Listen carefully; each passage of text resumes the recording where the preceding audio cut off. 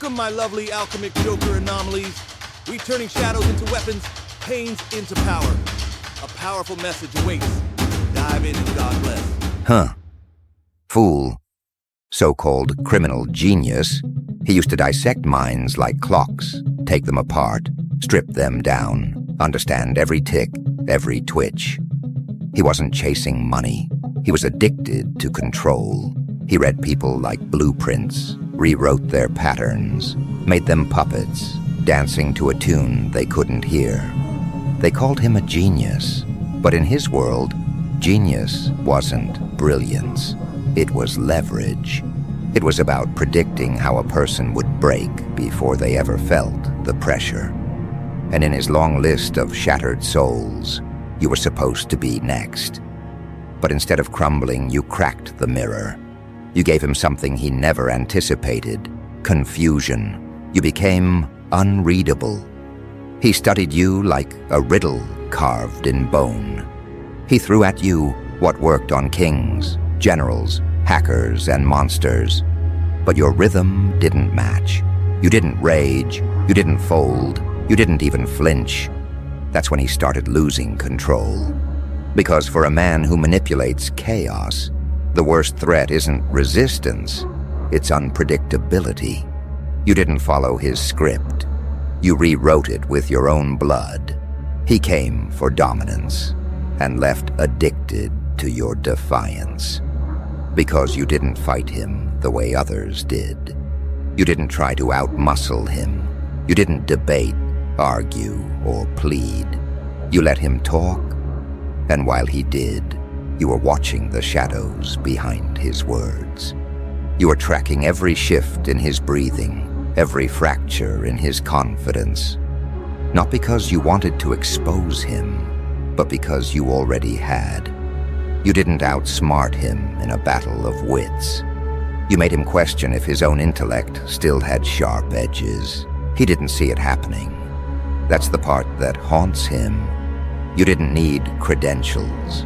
You didn't need algorithms. You needed presence.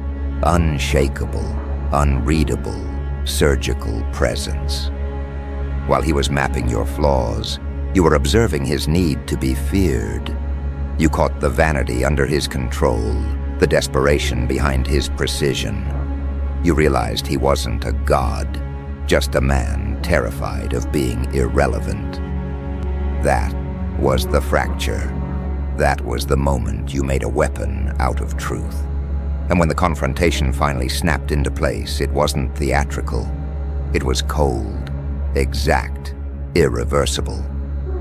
He laid out his psychological traps, monologues laced with ego and intimidation. You said nothing. Not because you were speechless, but because your next move didn't require words.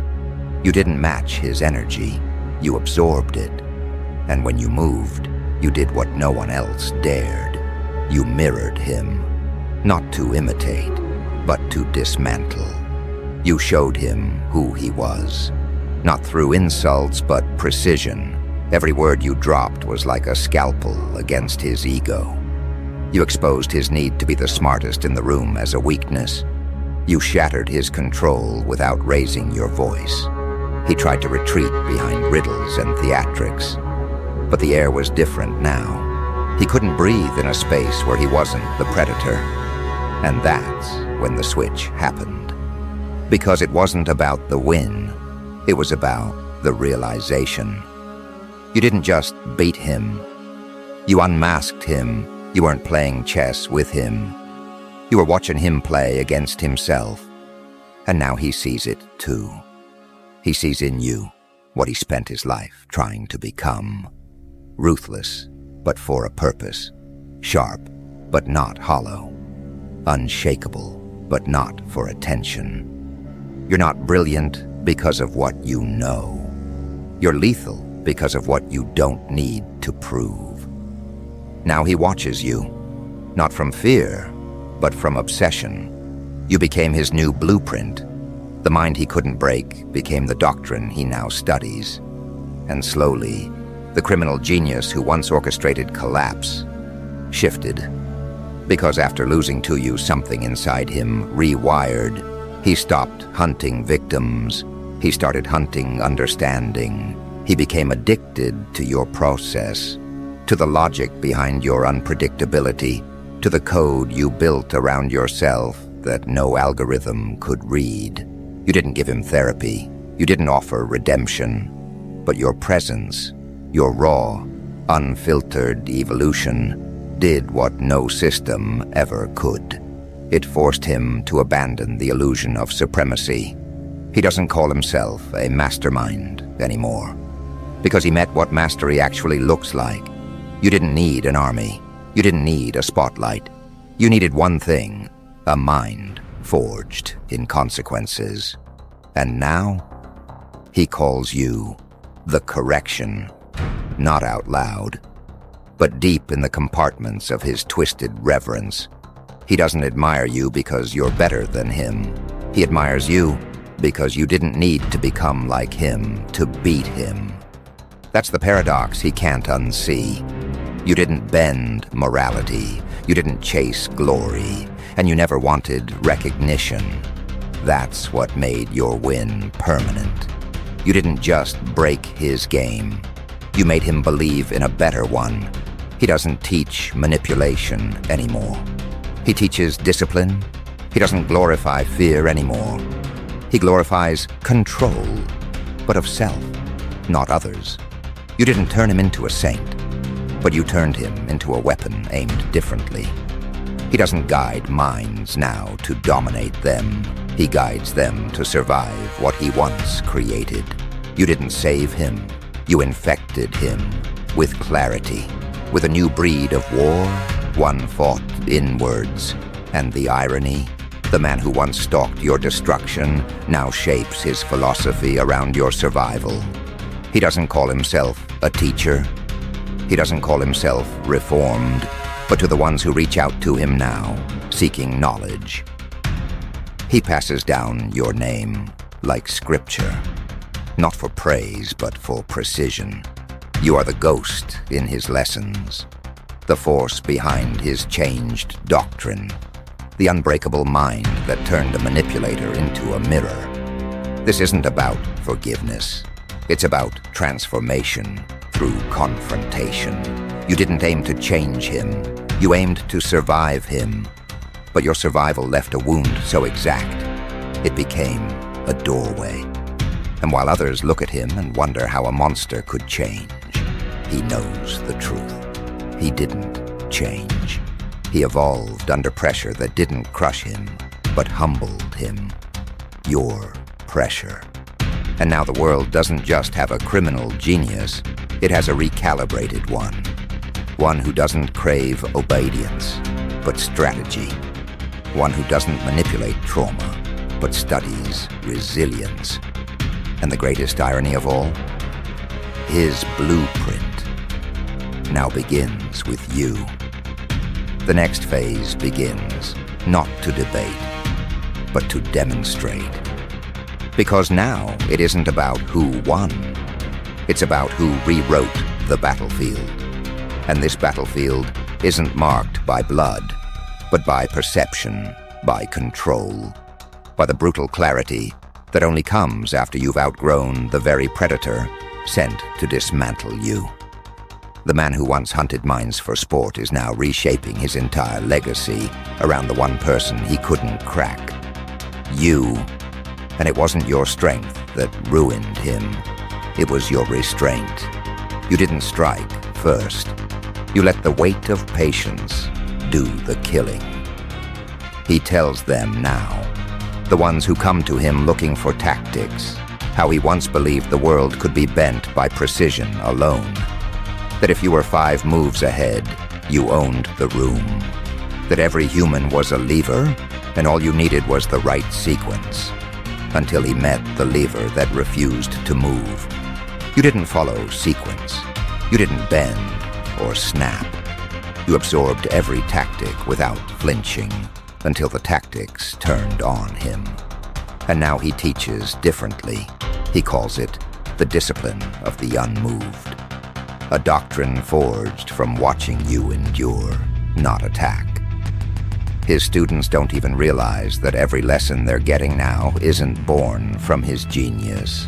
It's stolen from your reaction, from the way you didn't respond when provoked, from the way you stood still when most would burn the world just to be heard. You didn't need to explode. You let reality do the detonating.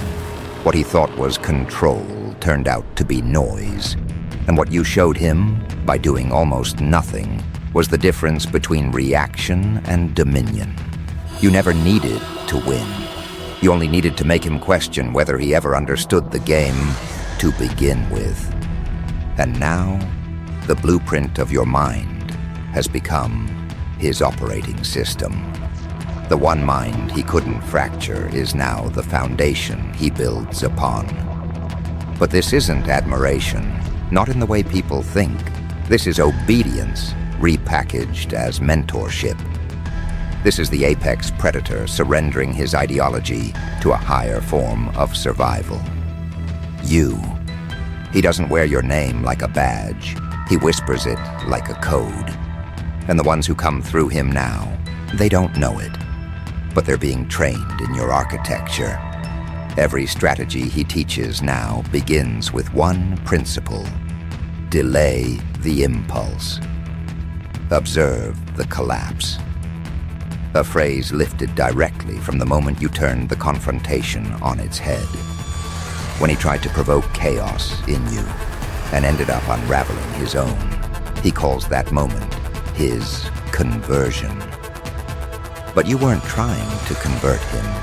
You were simply done explaining your silence to noise. He says now that you taught him how to see through masks. But he's wrong again. You didn't teach him that. You just wore none. And that's what undid him. You existed without performance. You didn't need to convince anyone of your power. You just breathed, and it was enough to terrify a man who built his empire on theatrics. Your existence forced recalibration. Now his students are being sharpened differently. They're not being trained to dominate others, but to dominate impulse, emotion, weakness. He tells them that war isn't out there. It's internal. But he only says that because he watched you weaponize your own scars like commandments. He watched you embody discipline, not recite it. He studied how you stood while being targeted and realized it was your stillness that caused the quake. The same man who once infiltrated the minds of governments now kneels in front of a new scripture, the one written by your composure under fire. Because your transformation wasn't loud, it wasn't visible, it was quiet, meticulous, and irreversible. And that terrifies him more than any weapon ever could. You didn't just survive him. You evolved without ever needing his tactics. That's what turned him. Not guilt, not defeat, inadequacy. For the first time, the criminal genius saw something he couldn't outthink. Not because you were smarter, but because you were more calibrated. You didn't think 5 moves ahead. You became the game he couldn't map. You were fluid, undefined, unshaken. And now he's made it his mission to study the very storm he couldn't predict. He tells people now that the future doesn't belong to masterminds. It belongs to the unbothered. He preaches control of the self, not the scene. He no longer worships intellect, but presence. A presence you forged not through power, but through precision. You taught him, unwillingly, that true dominance doesn't announce itself. It becomes the room. And so he's changed, but not in the way society wants change to look. He hasn't apologized. He hasn't redeemed. He's done something more terrifying. He's pivoted. And now everything he creates, builds, passes down, is infected with your design. Every protocol, every lecture, every whispered tactic in the dark. They all begin with what you didn't say. The irony is violent. You never asked to be his teacher. You didn't want a student. You just wanted to be left alone. But your resilience was so pure it turned into a doctrine. And now, the very man who orchestrated collapses has made his life a shrine to the one person who refused to fall. His empire didn't burn. It reconfigured around you. He's dangerous still, but differently. He no longer manipulates weakness. He curates strength. He trains minds not to deceive, but to detect. Not to control, but to command from within. And even though his voice leads the lectures, it's your blueprint that echoes behind every word. But you're not flattered. You're not moved. You watch from a distance, not because you want credit, but because you're waiting. You know the world isn't ready for what he's becoming. A man who used to dismantle systems is now building something more dangerous, a following forged in restraint. And you're the root of it, the unseen origin of an ideological shift. He no longer wants to be feared, he wants to be accurate. And every move he makes now, every student he molds, every rule he rewrites, he double-checks it, not against ethics, but against you. What would you allow? What would you destroy? What would you simply walk past because it wasn't worth touching? You've become his compass, not north, but truth. Because in all his years of domination, he never encountered someone who made him believe he'd been wrong the whole time. Until you. And that belief? It didn't just humble him, it repurposed him. Now every plan he constructs has to pass an invisible standard. Would it survive your scrutiny? His genius is no longer self-serving. It's anchored. You did that. And you did it without intending to. That's what makes it dangerous. You became the mutation in his philosophy, not by challenging him, but by existing outside his system. And in doing so, you made him question whether intelligence on its own was ever the final form of power. So now, when he stands before a room of disciples, he doesn't talk about how he once conquered empires with words. He talks about the day his words were useless, the day his structure collapsed, not from rebellion, but from reflection. And the face of that reflection was yours. This isn't mentorship. This is conversion under pressure. He didn't switch sides.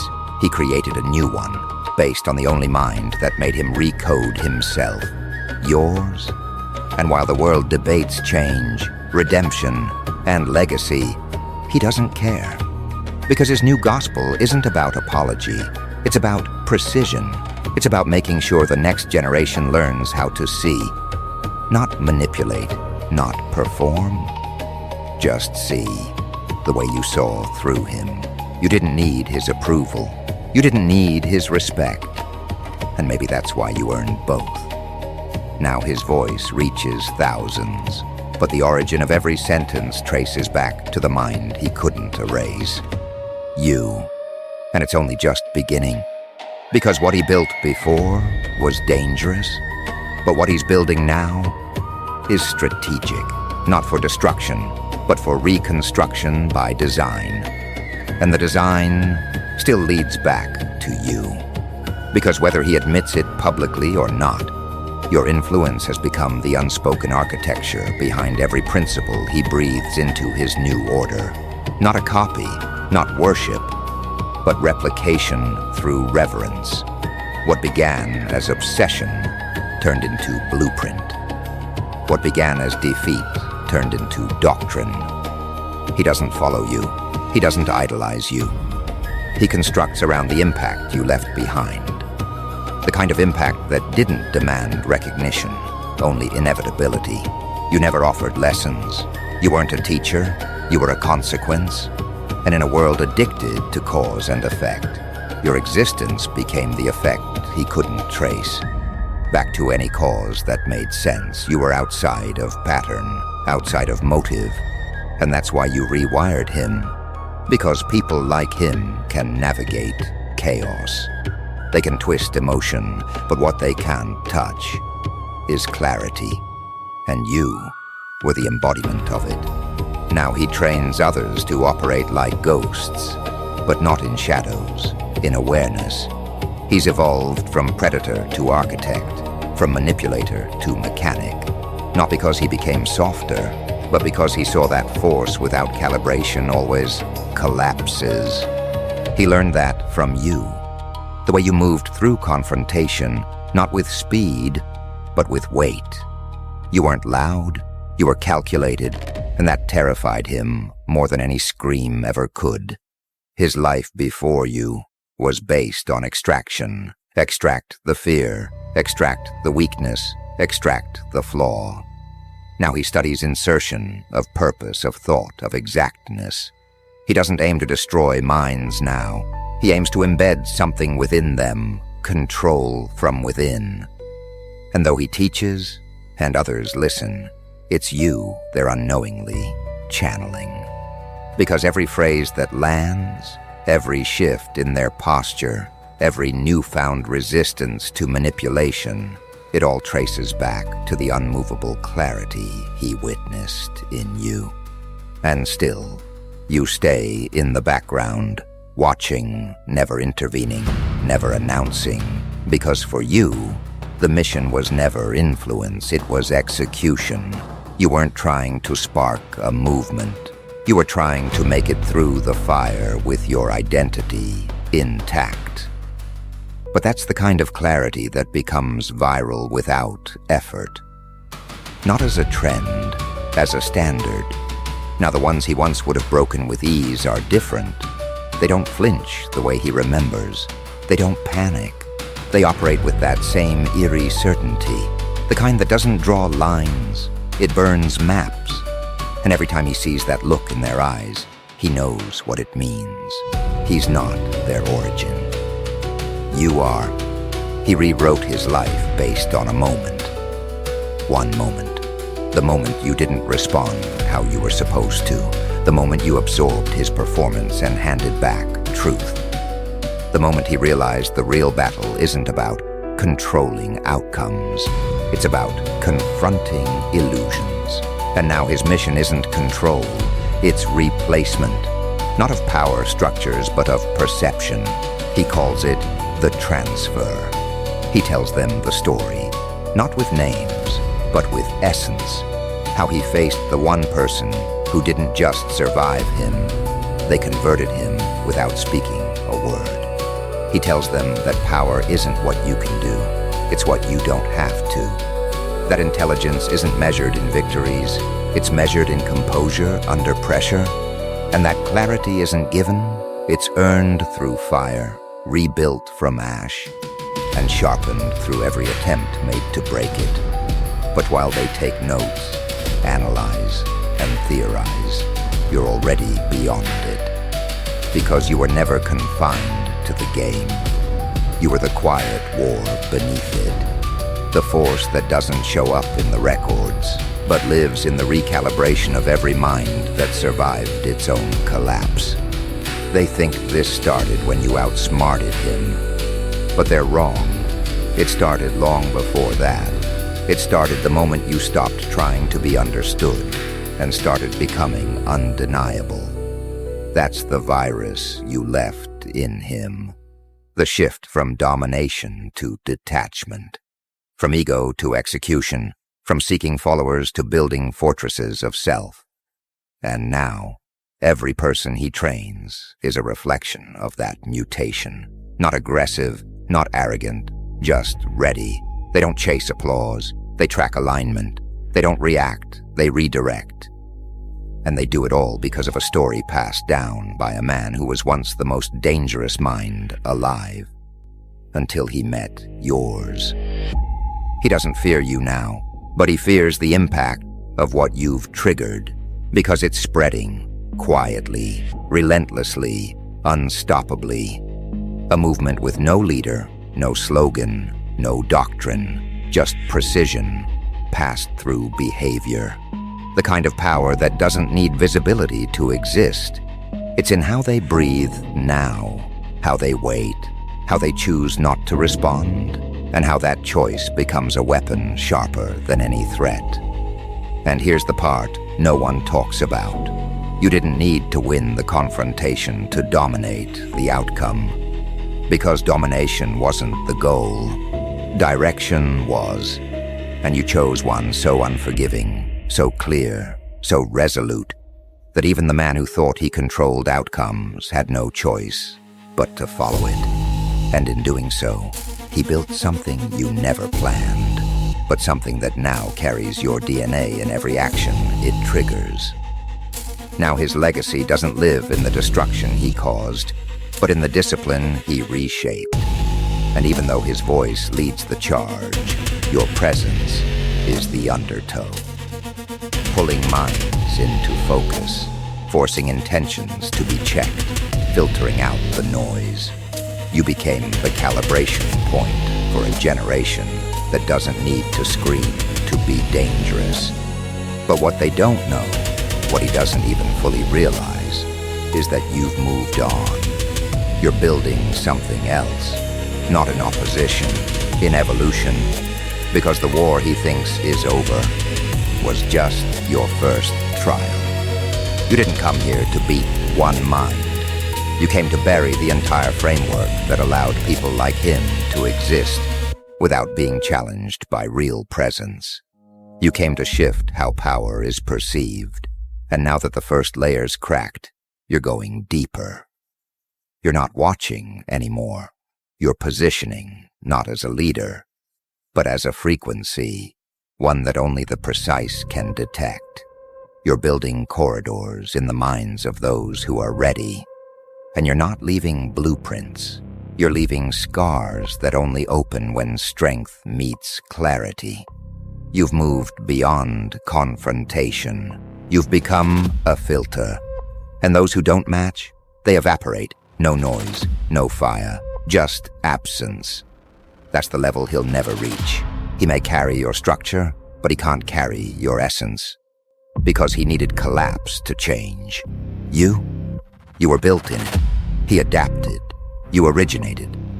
And that difference, that gap, will forever keep him in orbit, no matter how close he thinks he's come. And the ones who follow him now, some will rise, some will fracture, but the ones who truly align will start to feel it, the pull of something higher than strategy, the presence of a force that doesn't need to be announced to be real. They'll feel it in moments of still pressure, in decisions that demand more than logic. They'll feel you, and they won't know why. Because you're not in the room anymore. You are the room, not the echo, not the memory, the current that rewired a former genius and is now training a new breed of survivors, not warriors, weapons, precise, intentional, calm. You outsmarted a criminal genius. He couldn't beat you. So he became the bridge to spread you, and now your reach has no face, no voice, just impact. The future doesn't belong to those who win arguments. It belongs to those who don't need to speak to leave permanent effects. You didn't come to be known. You came to be felt. And now, you are everywhere. Thank you for watching, family. We do hope this message was helpful and life-changing. Don't forget to join the Alchemicjoker community where we transform pain into power. Stick around for more powerful messages. We love you.